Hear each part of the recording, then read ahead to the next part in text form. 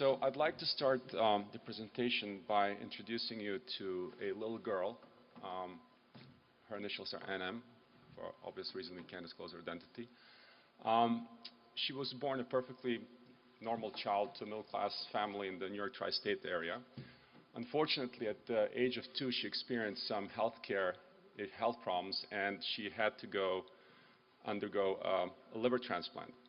So as you probably all know, when you experience this event, one has to take medications for the rest of their lives in order to prevent the body from rejecting this organ. And these medications have to be taken, multiple times a day. So while NM was under the care of her parents, they did a pretty good job in terms of her compliance and adherence, and she progressed well. But as she got older, entered puberty, obviously some dynamics in her life changed, and she started at age 14 experiencing rejections. And this was reversed with medications. Usually it requires hospitalization anywhere from 6 to 10 days and IV treatments.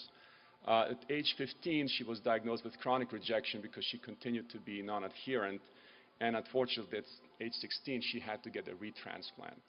So here's a case of a person who didn't get a second but a third chance to life, and she's still non-compliant. And it's obviously a huge stress on the patient and the family emotionally, but it's also a huge stress on the healthcare system. So every hospitalization is a few $1,000s a day, and a retransplant is anywhere from $300,000 to $500,000 a day. And then yet at a 2-year follow-up, she still was experiencing difficulties. So what do you do with a patient like this? And in the summer of 2007, I met with the clinicians at Mount Sinai Medical Center, and I was talking to them, and they were sharing the frustrations with me about how to handle these kind of patients. And we decided to try CareSpeak's technology in keeping these patients more compliant.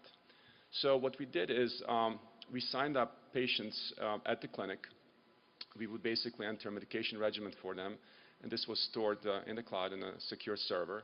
And then on a daily basis, they would get a text message anywhere from 1 to 6 times a day, depending on their therapy, to take their medication. Basically, the text message would say, please take this medication at this time, and with any other instructions. Now, these were either patients in the age range from 6, 7 months to 21 years of age. So the message was sent either to the patient or the parent. Then they were asked to respond back within a certain amount of time to log this intake, and if they didn't, an escalation alert would go to the caregiver saying, so-and-so didn't take their medication, please intervene, which they could do by basically dialing a number. And then the clinicians had an online dashboard where they basically could track the self-reported compliance, and they could also communicate via a text message directly from the screen. So the way they measured compliance, other than the self-reported numbers, is by looking at labs that look at the level of tacrolimus in the blood work. So basically there's a treatment plan that is planned for each patient, and the standard deviation basically shows how much the actual levels deviate from the treatment plan. And if that deviation is more than 2.5 points, the patient is considered to be in danger of a rejection. So we took 41 patients who were identified as non-compliant a year prior to we started the study, and then a year into the study we looked at the standard deviation, and we saw that before the study was 3.46, and after the study was 1.37. So you can see it was a pretty significant change. We also looked at how it varied by the number of medications they took. So for one medication, 3.2 versus 1.3, 3.6 versus 1.4, and then 4.1 versus 1.6. So as you can see, the more medications they took, the harder it was to be compliant, and the more effective the system was. So basically what the report concluded is that we had 12 rejection episodes prior to the study and only 2 during the study. And the doctors basically concluded the following. I won't really read every bullet point, but bottom line, it works. And it was published in the Journal of Pediatrics back in November of 2009, which really helped validate the technology for us and kind of take us to the next level and start looking at other disease states. So what's the problem, and what are the challenges in compliance? And some of you might know this, but about anywhere from 20 to 50% of scripts get never filled. So you walk into the physician's office, you get the script, and a lot of times you just don't fill it. It is estimated that about up to 75% of people drop off within the first year, and out of those remaining, about 50% never refill the script. So as you look at these 3 points, you can already see, how big of an issue it is. And there's some various data sources, but it's estimated anywhere from $100 to $300 billion a year is what it costs the U.S. healthcare system. This is an average compliance curve for chronic disease medication. This does not include seizure medication and contraceptives. But as you can see, the drop-off is drastic in the early days, about 50% in the first 45 days and about 70% in the first 90 days. Why is that? Well, there's a few reasons. The main reasons are forgetfulness. We lead busy life and get easily distracted. Confusion is a big factor. So if you look at people who are, for example, on HIV medications, which are very complex medication regimens in different times of days, it's very easy to kind of lose track of them.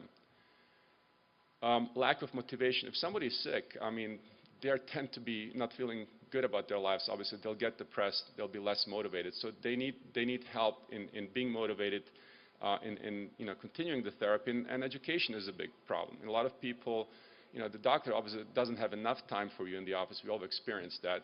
And certainly there's nobody to hold your hand. So how do you educate people to understand what the impact of non-adherence is, or any other lifestyle changes, and so on and so forth. So given that, what we did at CareSpeak, we approached it in a what I would say a multi-angle approach. And the patient in our mind is kind of the center of the universe. And non-compliance is not a one-dimensional issue. There are many facets to non-compliance. So we kind of started adding modules one by one and trying to address the different issues. So the first module we created was this intake reminder module. We basically send text messages to patients, give them the option to respond and register or log in their event, and also get the refill alerts. It's very important to refill your medications on time so the therapy would go uninterrupted. The second module really focuses on what is referred to as the circle of care, involving the caregivers. So we can set up escalation alerts that if people do not respond to their intake or report a biometric value within a certain amount of time, escalation alerts get kicked off to the caregivers. It could be a monitoring service. We created the biometrics module that basically lets you report anything from glucose values to insulin intakes, weight, blood pressure values. And we also now, this is kind of the existing modules, we're now in process of developing an educational module, motivational modules, and the last one is incentives. And I'll talk some more about it later, but I think that this is really an important dynamic that we need to understand a little better as an industry.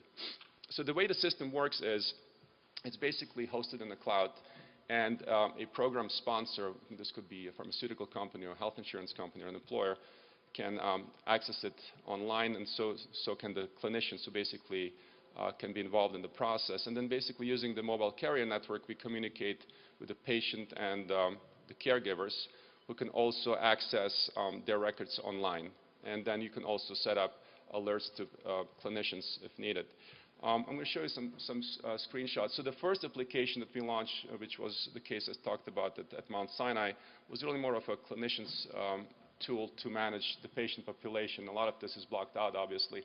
But as you can see, as a clinician, I can log in and I can see my patients and their compliance rates and their schedule. And here's a patient number 2 is Jose, and it says mom. So it means mom was receiving the text messaging with the alerts. His compliance was 85.71%. That's a rolling 7-day compliance.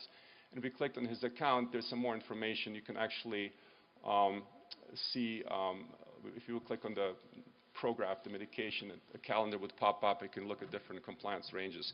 Since then, we've also added some other functionalities, such as the frequency